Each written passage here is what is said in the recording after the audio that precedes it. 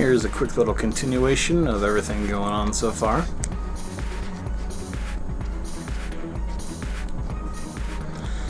You may find from time to time when you're doing this that your little wormy extension just does not want to stay down on there. Maybe you've squeezed a little bit too much mache paste out of it. If that happens, feel free to dip it into your mache paste. That should slacken your cotton up a bit and it should conform to the shape that you want some more. Or just dip your fingers into the mache paste, coat it over the root, if you will, and that shape hopefully should get back on again. So feel free to use this mache paste as a softener, you know, something to soften these things up, get them going where you want them to, and that will bend them back in if you find they're sticking out and just not doing what you want them to do. So bear in mind.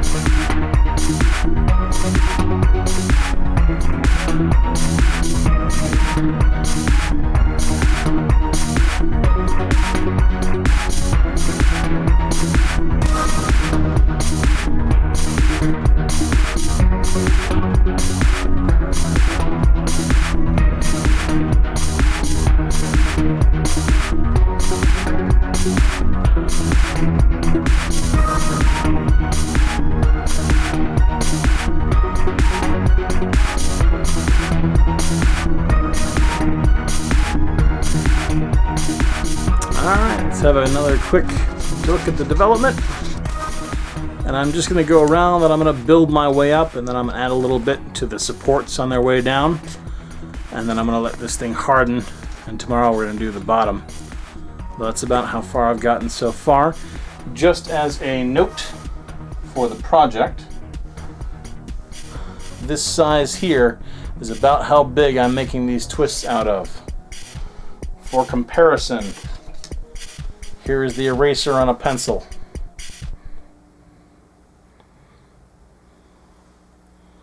That is about how big we're looking here. About two size the pencil eraser.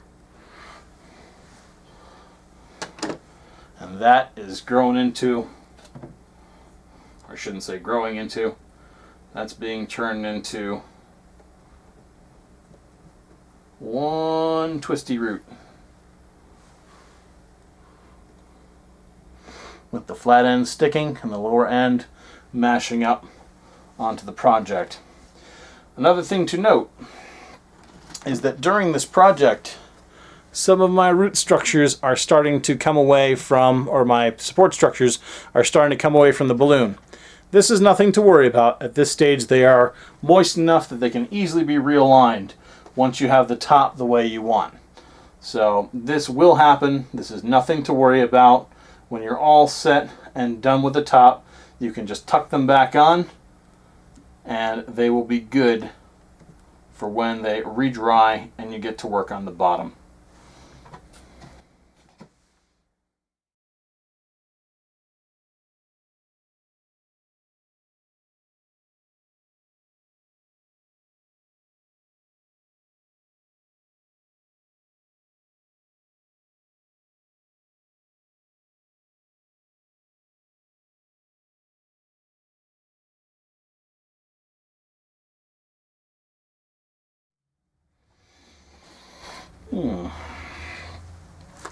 Should make note as well that one of the tricks of this effect is to not use consistently the tiny pieces there. I know in my last little cut outbreak I showed you the average size piece that I was using.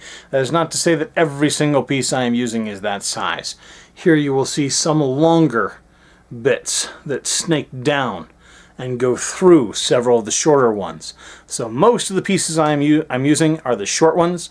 However, I am taking some long pieces from time to time and laying them in there to go over and around the small pieces for the twisted, gnarled wood effect that's all strung together. Just an FYI.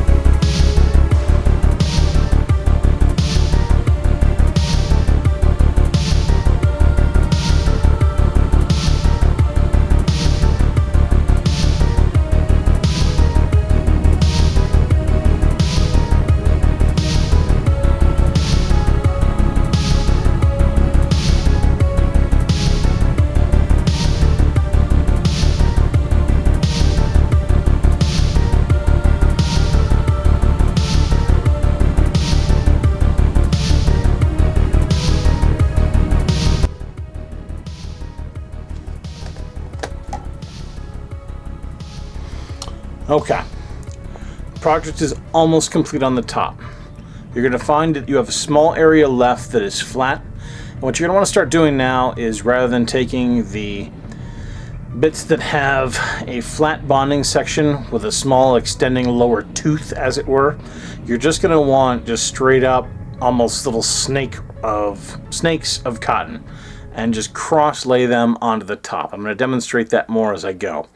Be careful as well now, because at this point some of your paste may have started to harden around this lower edge, and particularly onto your holder, and it's here that you need to start watching out for edges. So look to occasionally moisten this, try to keep it clean to make sure that you don't have any hardening here that can puncture your balloon and cause problems. Also note that at this point, moisture is going to be dripping down and getting onto these lower bonding points here. Likely as not, they're going to become quite saturated with mache paste, and so you can wick some of this off by brushing it into your source or just off of the project to get that a little bit more solid. But be aware that these things are happening at this point. So I'm just going to knock this accumulated dampness into the bottom. I'm going to watch out for hardening paste along the bottom edge, which could turn into a sharp spot that could puncture my balloon, cause a slow leak or some other problem.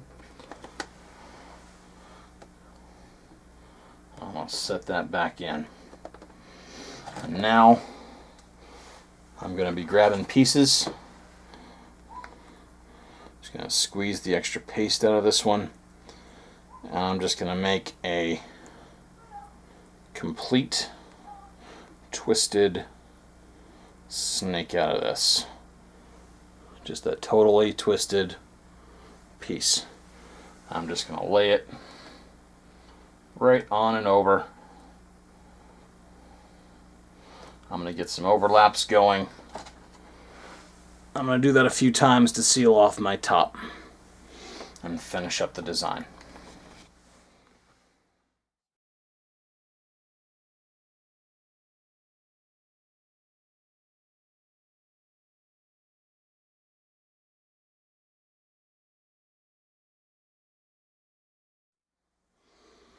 Alright, there is a finished top, all set and good to go. A couple of final things. First off, again, make sure that this is free of any potential jagged edges. Remember, this paste is going to harden. It's going to harden into a surface that can rip into the balloon. Be very, very careful with it. Get yourself some water. Clean this stuff off. You do not want your balloon popping. It can lead to a very, very, very miserable time. Remember, the paste, if left out in liquid form for many days, not saying you're going to leave it out, can start to stink because it's paper mache paste. So bear that in mind as well. Otherwise, you're going to be leaving this out to dry like this at least overnight. Make sure this is an area where cats will not jump up and bat at it and play with it and knock it over. That could be pretty bad. Other factors. Take a last look at your project. You may never see it again. Now, you may find that some of your areas where before you thought your little wormy bits were pressed down are for some reason now starting to come up. This is natural. That'll happen as they start to dry and the process goes. Remember that your bonding agent here really is the paste. And in order to get this stuff as locked down as possible, you want to saturate it with the paste. So if you need to, go ahead and dribble some more paste right onto and into your project. Let that stuff soak in a little bit. Let it get in any areas that are being stubborn.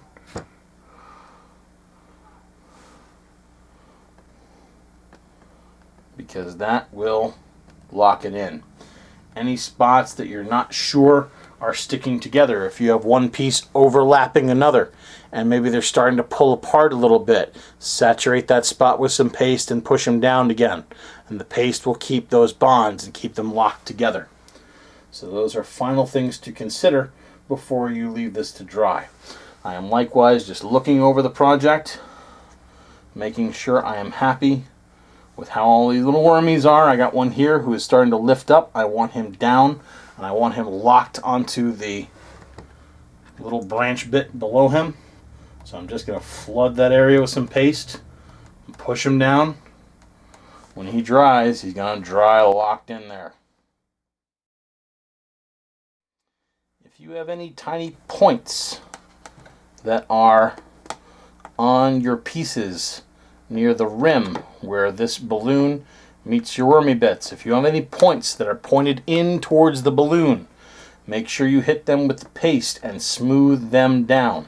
You do not want to bump into this over the next couple days, have a hard cotton point go in and pierce your balloon, and have the project deflate on you while you are not ready. So make sure you have no points that are going to go in and puncture your balloon at a stupidly inopportune moment. Make sure that they are flat and next to the balloon, not puncturing. And more importantly, not able to puncture.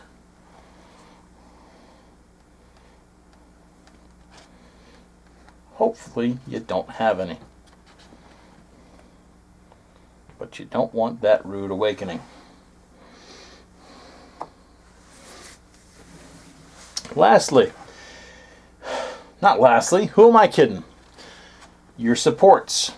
Your supports will not be necessarily completely flush with your balloon. They might be sticking out a little bit like this one is. Don't worry about that. Okay? If they're as close as you can get them without all kinds of lifting and fiddling and screwing around, you're fine. Don't sweat it. I'm just doing a quick check to make sure that it's not sticking way too far out. Like this one here, I don't know, maybe I can get that one a little further in. I'm just going to pick this edge up, push it down a bit. I don't think that's going any further in. I'm not going to try to push it further in, so we're good. I'll lean it back down on here and just let it sit.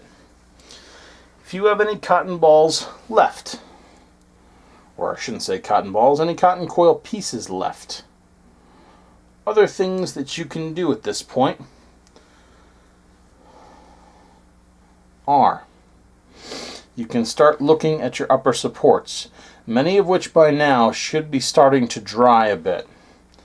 You can start thinking about, how do I want this to branch? Do I want this to connect down here, over here? If you want a high branch point and you think that's good, go ahead and just slap a piece on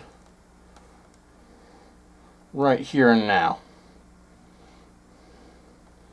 When you start getting that assembled later on, that'll be all set and done for you. So that is a spot there that'll be connected. If you don't want to do that now, don't do that now. You'll have plenty of time once these are completely dry to set that and get it all going. So, but at this point, you have hit the first major milestone. The top is set. The top is wormy wormed. You have dropped at least 3 supports, 4 if you feel like it, 5 if you feel like it. Remember, the more supports you have, the more you will be occluding the light coming from inside.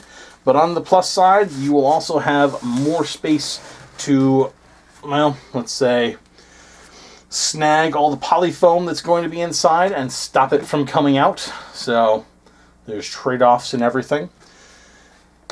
If you have lots of open space, though, you're going to be able to drop all sorts of cool curly designs and other stuff in this area. So if you are afraid that 3 supports is not enough and maybe you should have dropped more, don't worry. You can still go back and drop more stuff in here. This is also not a major worry factor. So suffice to say, you're good. Relax. You made it through the most trying and troublesome part. I had a wormy bit. It was sticking up. That's why I did that. Yeah. Alright. I'm going to let this project dry off. Mostly. I'm also a little worried that my overzealous overzealous dribble of paste right there may make a spot which will be a little bit too hard and razor-like, so I want to give that a little wipe with water to make sure I don't have a annoying piece of crusted mache there when I pull this off tomorrow after it has had a long time to dry under a fan. I'm just hitting this with some water around the edge to again ensure that I have a minimal crust on there. Ideally no crust, but some mache paste is going to wick down these overnight. It's going to seep into these bottom connectors, and they are going to build up a little bit of crusting there. There's absolutely nothing for that. It shouldn't be a problem. I just want to minimize the risk. So that's that. Next time I activate, we're going to go through, hopefully do the bottom section, which takes less time than the top because there's a big old bloody hole in it. And we'll move further to completion on the witch orb.